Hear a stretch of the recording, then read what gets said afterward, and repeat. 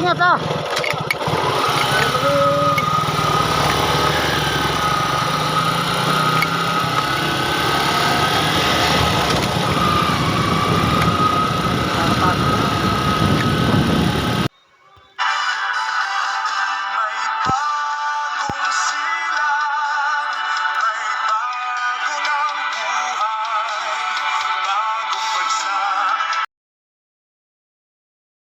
Hello guys, mapagpalang umaga po sa ating lahat. Nandito po tayo sa may Mabato, sa may Marigondon. May nadaanan tayong isang estudyante papunta ng Naik. Naputulan po siya ng kadena. Hindi po daw siya makatext at wala pong signal. Buti nadaanan natin ngayong umaga. Ito po, atin po siyang tutulungan para makapasok. Kasi galing po daw siya ng Magallanes, papasok siya ng Naik. Yan, nandito tayo, inuti-uti na natin. Buti may dala tayong mga gamit. Yan. Talagang kanina pa raw siya pero wala siyang magawa. Na tayo. Start na mga idol.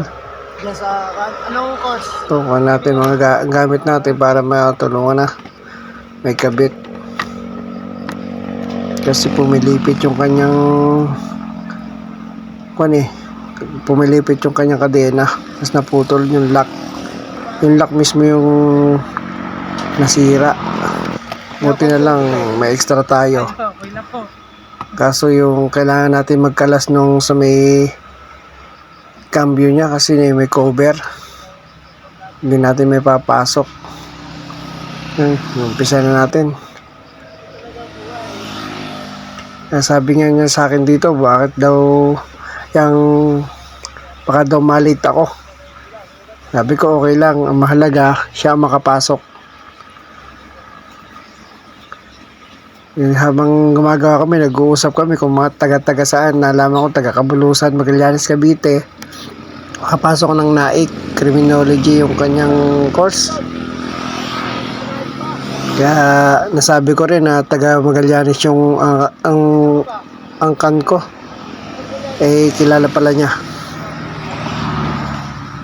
Tapos nagulat siya, galing pa pala ako ng Nasugbu, papunta pa ako ng Paranaque, papasok ng trabaho.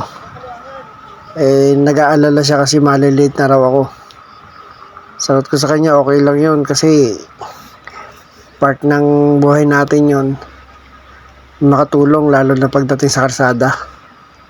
Yun naman yung goal natin wag na yung masakit para sa atin na makakita tayo ng mga rider na nasisiraan sa daan. Kasi naranasan na rin natin magtulak, maputulan, masiraan. Grabe ang hirap lalo na sa ganitong sitwasyon, ganitong lugar na walang gasinong bahay, walang gasinong dumadaan, may dumaan man, walang pumapansin sa'yo. Ito, inuunti-unti natin tulot, yung kinakalas na natin to, ina-adjust na natin. Habang gumagawa tayo, para yung pasalamat ni Kuya, ng ating nire-rescue.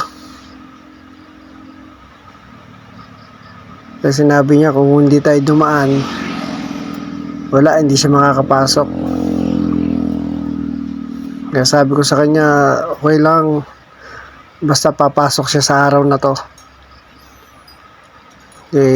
Nandito naman, nagkakaroon kami daw, hanap siya ng mga gagamit, pero sabi ko okay lang, meron makako ako kompleto.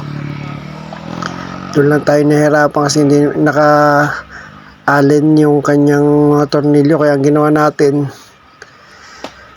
tinalian natin yung kadena niya ng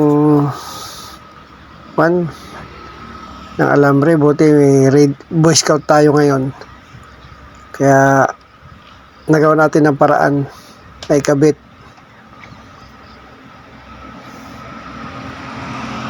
Medyo mainit na. Buti na nga lang, sabi ko nga sa kanya, buti na lang mainit kaysa nun sa tag-ulan. Ako, napakahirap gumawa lalo sa ganitong lugar na puro-puro lang ng saging. Kung makikita mo,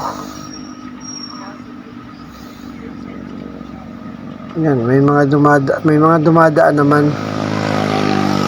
Kaso nga lang sa ganitong lugar bihira yung titigilan ka talaga. Kanina malayo pa lang ako, napansin ko na si kuya nakasabit yung kanyang kadena. Eto na yan, kaya pa-testing na natin. Sabi ko testingin muna para Ikot mo muna. sure. Let's go mga idol.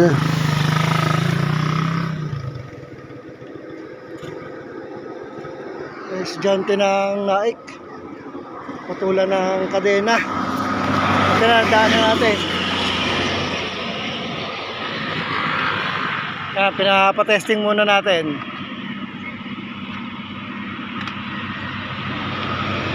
Sigurado.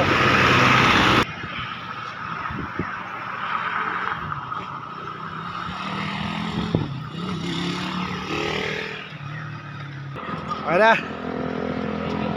Sige, sige. Ingat-ingat na lang ha.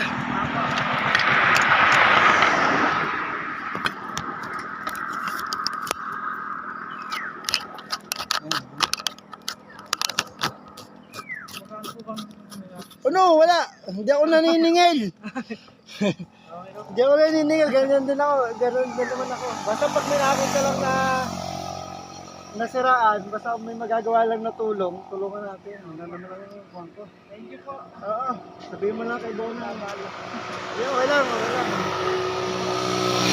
Deo Motovlog sa page ko sa YouTube at sa Facebook.